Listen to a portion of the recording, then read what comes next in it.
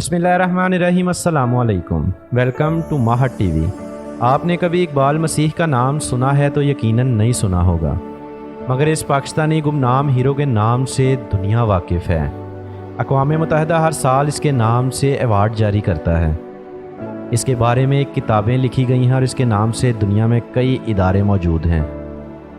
Europe की सड़कों पर लगे मुजस्मे इसको सलाम करते हैं। तो हमारी आज की वीडियो भी इसी पाकिस्तानी गुमनाम हीरो को खराजे तहसीन पेश करना है, और हम आपको इकबाल मसीह की अज़ियतनाक ज़िंदगी और दर्दनाक मौत की दास्तान सुनाएंगे। तो वीडियो शुरू करने से पहले अगर आपने चैनल को सब्सक्राइब नहीं किया तो चैनल को सब्सक्राइब करके बेल आइकन को प्रेस कर लें, ताकि हर नई आने वाली वीडियो का नोटिफिकेशन आप तक पहुंच सके। तो चलिए स्टार्ट करते हैं। इकबाल मसीह 1983 में शेखुपुरा मुरीदके में एक मसीही घराने में पैदा हुआ।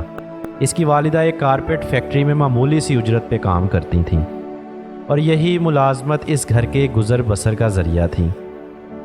इकबाल की वालिदा ने उसके बड़े भाई की शादी के लिए 600 रुपये का कर्ज़ एक अरशद नामी मुकामी ताजिर से ले रखा था, जो वो बीमारी के बाइस अदा ना कर पाई, और बदले में इकबाल को फैक्ट्री मालिक के हवाले करना पड़ा।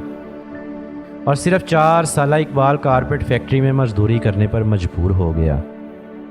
6 साल तक इकबाल 14 घंटे काम करता रहा, मगर कर्ज था के ख़त्म होने का नाम नहीं ले रहा था। इतनी छोटी उम्र में ही इकबाल ने अज़ियतनाक ज़िंदगी देखना शुरू की। फैक्ट्री मालिक सिर्फ एक वक्त का खाना देता था और पूरा हफ्ता रोज़ाना 14 घंटे काम करवाता था। मगर इकबाल के हौसले बुलंद थे, और एक दिन उसके जहन में बगावत ने सर उठाया और जैसे तैसे करके वो फैक्ट्री से भागने में कामयाब हो गया। लेकिन फैक्ट्री मालिक असरो सूख वाला था, तो पुलिस को रिश्वत देकर जल्द ही इकबाल को गिरफ्तार कर लिया गया। कुछ दिन कैद में पुलिस के हाथों टॉर्चर करवाने के बाद इकबाल को दोबारा काम पे लगा दिया गया।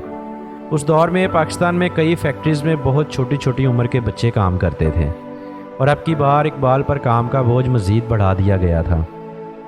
मगर इकबाल इस गुलामी से आज़ादी चाहता था, और साथ साथ दूसरे बच्चों को भी इस कैद से आज़ाद करवाना चाहता था। और 1 साल बाद इकबाल दोबारा भागने में कामयाब हो गया। इस बार खुशकिस्मती से इकबाल चाइल्ड ब्यूरो के पास जा पहुंचा, जिन्होंने कानून की रोशनी में इकबाल को गुलामी से आज़ाद करवाया। इसके बाद इकबाल मसीह लगभग 3000 बच्चों की रिहाई का ज़रिया बना।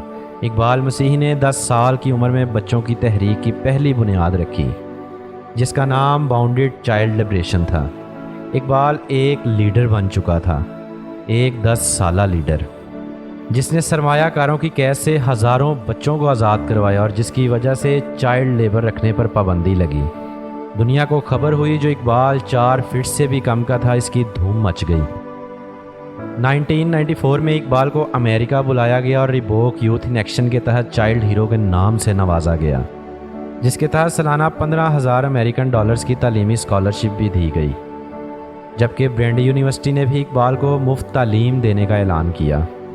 बच्चों के हकूक़ पर काम करने वाली आलमी तंजीमों ने इसको पहले स्वीडन में और बाद में अमेरिका में स्कूल के बच्चों से बातचीत करने के लिए बुलाया, जहां मुकामी स्कूलों के स्टूडेंट्स ने अपनी जेब से एक फ़ंड कायम किया, और आज भी 20 से ज़ायद स्कूल उस फंड से चल रहे हैं। इसी दौरान इकबाल ने 4 साल की पढ़ाई 2 साल में कवर की।